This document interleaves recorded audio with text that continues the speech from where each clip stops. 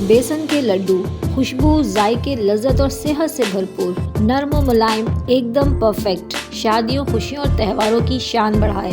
और जब इतनी आसानी से बनेंगे इतने मज़ेदार लड्डू तो कौन जाएगा हलवाई की दुकान। तो बस एक बार ये रेसिपी ट्राई करें, फैमिली हलवाई को ना भूल जाए तो कहना। अस्सलामुअलैकुम friends, welcome to my channel cooking Naaz के साथ, और मैं हूँ आपकी host and friend chef Naaz. Friends, बच्चे हों या बड़े, लड्डू सबको पसंद होते हैं। तो आज मैं आपके लिए बहुत ही मज़ेदार, बहुत ही इजी वे से बेसन के लड्डू बना रही हूँ, वो भी सिर्फ घर में मौजूद 3 चीज़ों से। इसके अलावा आपको किसी चीज़ की ज़रूरत नहीं पड़ेगी। इसके लिए मैंने यहाँ 4 कप बेसन ले लिए हैं। बेसन को आपने अच्छी तरह से छान कर लेना है ताकि कोई भी कचरा वगैरह हो तो वो निकल जाए और इसमें मौजूद लम्स भी ख़त्म हो जाए। अब हमने एक कढ़ाई या पैन ले लेना है। आप जो भी चीज़ लें थोड़ी बड़ी लें ताकि इसको भूनते वक्त परेशानी ना हो।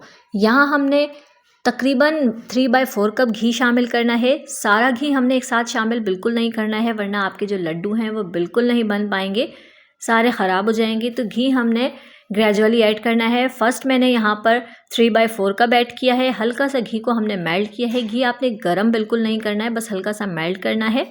और यहाँ पर शामिल कर देना है बेसन।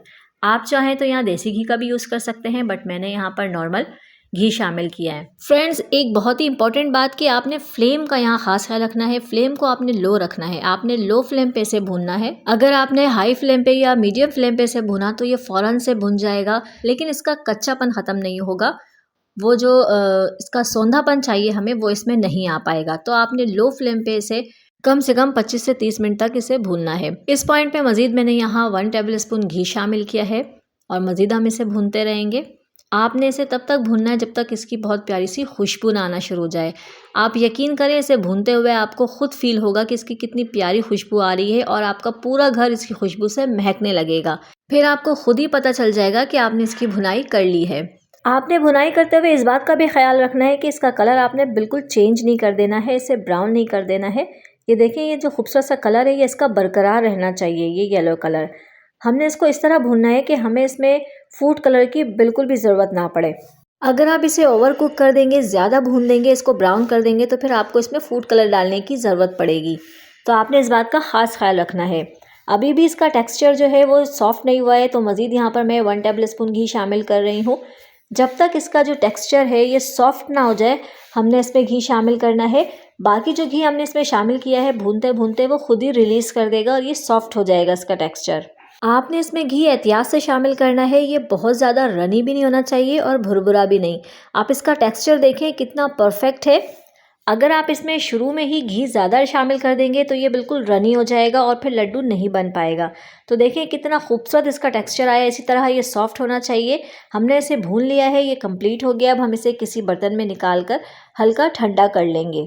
आप इसे किसी बड़े बर्तन या खुले बर्तन में निकालें ताकि जब हम इसका लड्डू बनाएं तो हमें प्रॉब्लम ना हो इसमें चीनी वगैरह मिक्स करने में। और इसे बिल्कुल आपने ठंडा नहीं करना, इसे थोड़ा सा ठंडा होने दें, इतना कि इसमें आप हाथ लगा सकें। अगर ये बिल्कुल ठंडा हो जाएगा तो ये थोड़ा सा हार्ड हो जाएगा, फिर आप लड्डू का शेप नहीं दे पाएंगे। तो आपने इसे बिल्कुल ठंडा नहीं करना है और इसे ज़्यादा गर्म भी नहीं रहने देना है, वरना चीनी इसमें मेल्ट हो जाएगी और फिर वो बहुत रनी हो जाएगा। ये आप लड्डू बिल्कुल नहीं बना पाएंगे।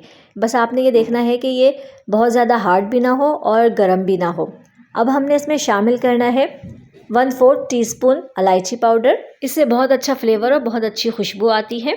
यहाँ मैंने चीनी को पीस लिया है, जो घर की रेगुलर चीनी होती है वो है, ये चीनी का पाउडर है।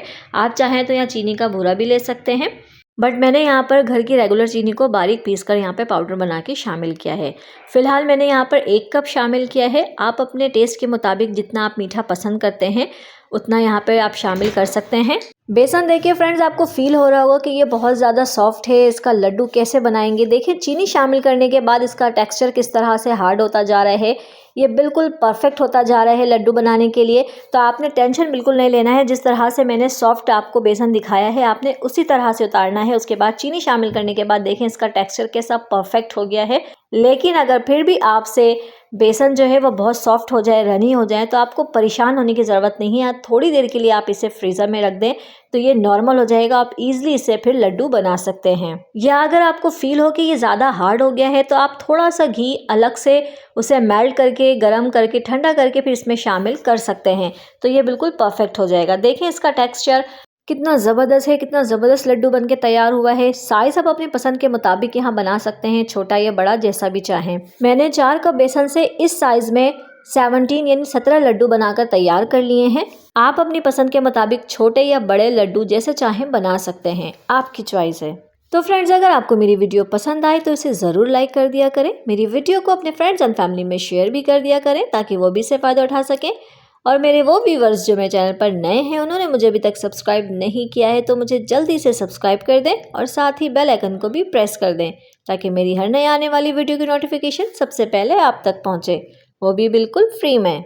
तो माशाल्लाह से फ्रेंड्स, अल्हम्दुलिल्लाह अल्हम्दुलिल्लाह हमारे लड्डू बनकर तैयार हैं। ये लड्डू किसी हलवाई से कम नहीं है, बेहद शानदार, बहुत ही ज़बरदस्त, बहुत ही मज़े के। आप अपनी पसंद के मुताबिक इस पे पिस्ता या बादाम कुछ भी डेकोरेट कर सकते हैं जो आपको पसंद हो, नहीं तो इससे आपके जायके में कोई फ़र्क नहीं पड़ेगा। तो देखिए कितने शानदार लड्डू बनकर तैयार हैं।